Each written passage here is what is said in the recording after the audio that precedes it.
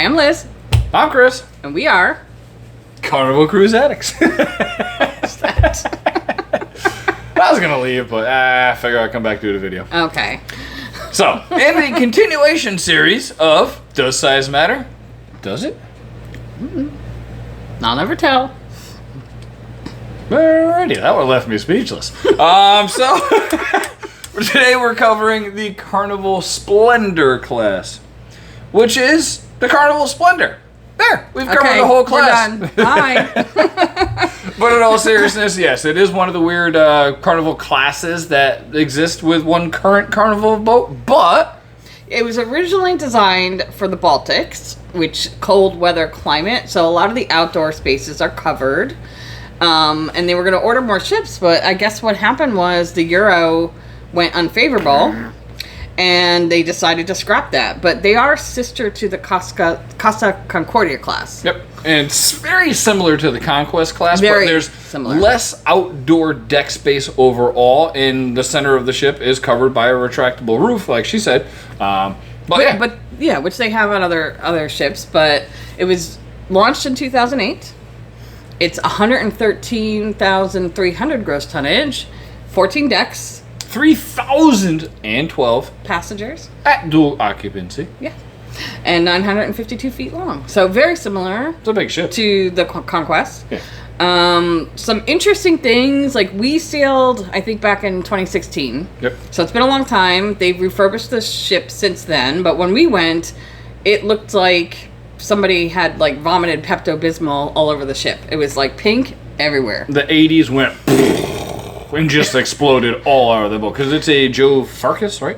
Joe Farkas? I think it's Joe Farkas. Joe Farkas, yeah. So he did a lot of the designs for the early Carnival ships. So if you've been on the older ones before they went into dry dock, you'd be like, wow, man, this is like totally 80s. It was. It was, yeah. And so before they put it in where it's at now, which is Sydney, Australia, they rehauled the ship.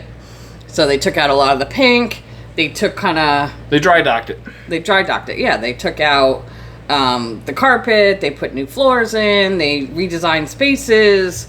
It looks a lot better now. And We haven't been on it, but we're watching a fellow YouTuber that posted a great video about the before and after. And man, whoo, it looks a hell of a lot better now. Yeah, way more attractive and More current to the current designs for Carnival. You know, that nice pastel-y, that nice oceany, beachy, just nice. Yeah. Open. Airy. Very airy. I mean, there's still remnants of the pink here and there, but it fits in quite nicely. Yeah, apparently they went over a couple of the things, and they kind of get peeled back, and they're like, oh, look, pink carpet still here. Yeah. Maybe it was a quick dry dock. I don't know, but... Right.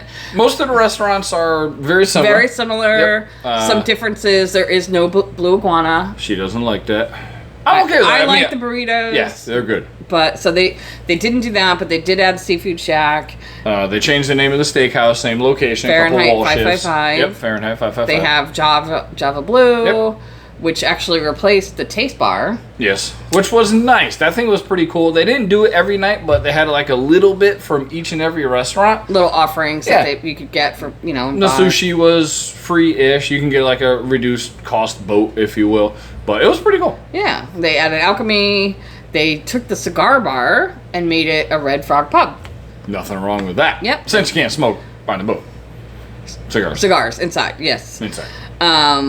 But in general, what else is? Masala Tiger replaced the tandoor, which is the Indian cuisine. Yep. I think she might have said this, and I'm repeating myself, but they had the alchemy bar, which is really cool. Yep, I said it. Yep. But they have cherry on top. They have the Cloud9 Spa, all the typical Carnival fare. And so if you're ever wanting to see parts of Australia... Well, you said Hong Kong, was it? Singapore. Singapore sails out of it as well. Yeah. So they basically took it and went, hey, we're going to make it pretty, and... Goodbye. That way. Goodbye. Yeah. But that's it. That's the only ship in the Splendor class. Yeah. So. It'll be a quick little one. Next up is going to be the Dream class, which was the next level of the mega ship, if you will. Like in PR, they had to redesign the dock to fit the puppies because they're pretty big. They're pretty big. Yep. So that's going to be coming up here in the next couple days. So if you're on the Dream class series, watch that one. And we got the rest of the boats coming up too. Okay. Have a good night.